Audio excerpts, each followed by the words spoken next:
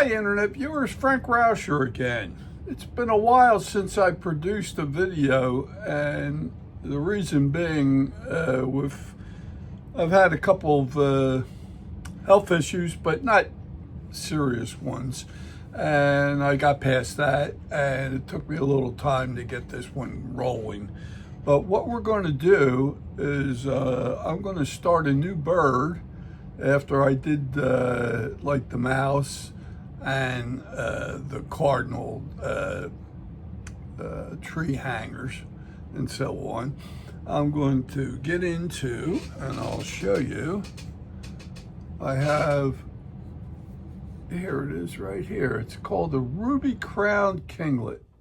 It's a little guy, he's chubby, and I got him in a real nice setting here, and it's a pretty bird to do. And if you were going to do the female, you have all yellow and you don't have that reddish orange spot in the middle there, okay? And if you wanted to do a pair, they really come out nice too, you know, as a male and female. But this is the setting I'm going for, and I hope you'll enjoy this one. It's the bird is really small. It's only about maybe 3.5 inches, something like that. It gets into the pines and everything else, and it's just a cute bird, and I figured I'd try that one. And I'm going to do a little different technique, like in the mantle area, and show you how I put it together, and we'll take you on that journey. I do have patterns for it if anybody's interested in trying the pattern or the bird itself. I do have kits for it available if anybody's interested. It's not listed in my catalog, of course, because I just got done doing it.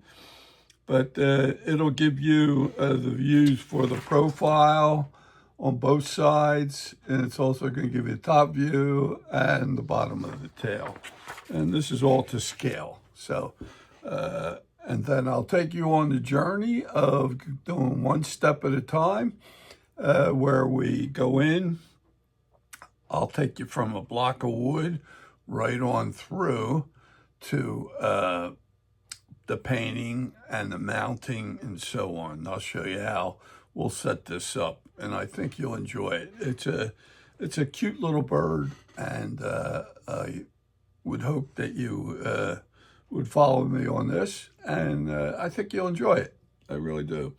I'm going to start out using the pattern, and I'll show you how I do. I'll make cutouts, and then I'll show you how I transfer this onto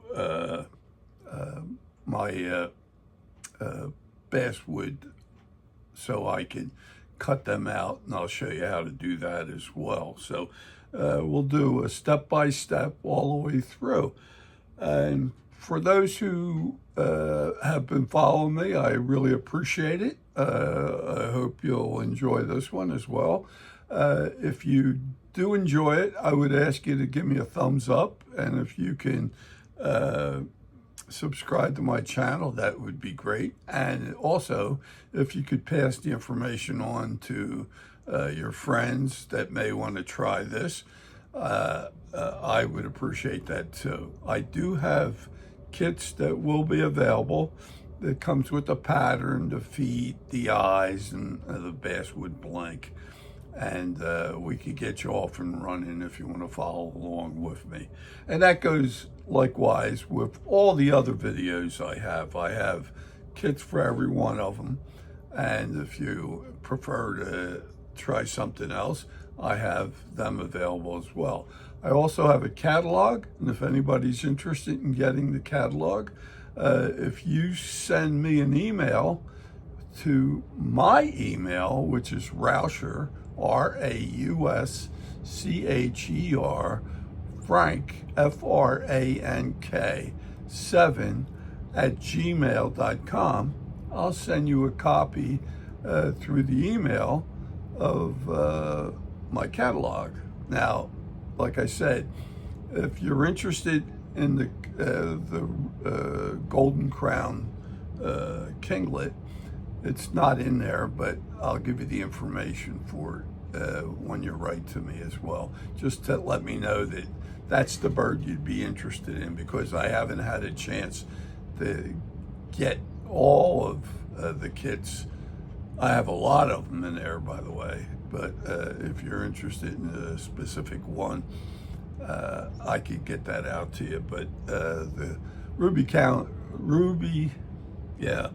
the Golden-Crowned Kinglet will be in there eventually, okay?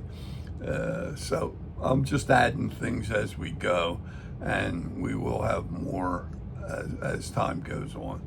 So I'm going to move the camera down to show you how I develop the cutouts for it, so, and templates that you can make your own, or you can if you wanted to, or if you wanted to try all this on your own, you have the wood and everything else, I'll show you exactly how to do it. And the only thing you would need is like the pattern. So if anybody wants it, let me know, and I will get started here, and we will start trying to produce the kinglet, and I hope you enjoy it. So bear with me, and I'll move the camera right down. Okay, here's the pattern that I have, and it gives you the information on how to put it together. This is all to scale. Now, what I usually do is I'll try to get a piece of cardboard that has some thickness to it, like this piece here, and I'll get my pattern, and what I'll do is I'll get a piece of graphite paper. You can get this from any hobby shop or art supply. And what you want to do is get the gloss, the carbon side down, and make sure you have that. Then get this profile view here, and you're also going to have to do the top view as well. And what you do is you put that down, get your ball pen, and what's smart sometimes is use a red one or a blue one so you can see. You outline the whole thing, okay?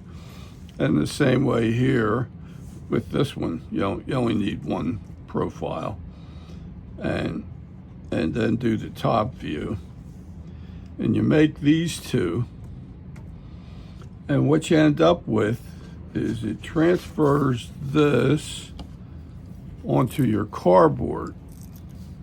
Now, I'm not going to go into that as much as it does come on to here. Then what I do is I come around with scissors and I cut that out. And in the case, here's one I've done already. I have a piece of cardboard here that I cut out to the outline. And this outline is exactly right over this pattern. So that is what I want it cut out, okay? And the reason why I do it in cardboard, because it has some stiffness to it. So when we start drawing on wood, or you're making several of these, you have something that's going to hold up for you when you go to do it. If you do it on something real flimsy, it's better to have it on cardboard. Some people make it out of real thin veneers or plywood or something like that. You can do that, but I do it on cardboard. And as far as the top view, I do the same thing.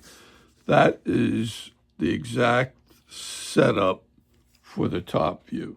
So a lot of times, because I've done this bird several different ways, I have done this with the wings crossing over. In this case here, the wings are dropped down which I think shows it off better.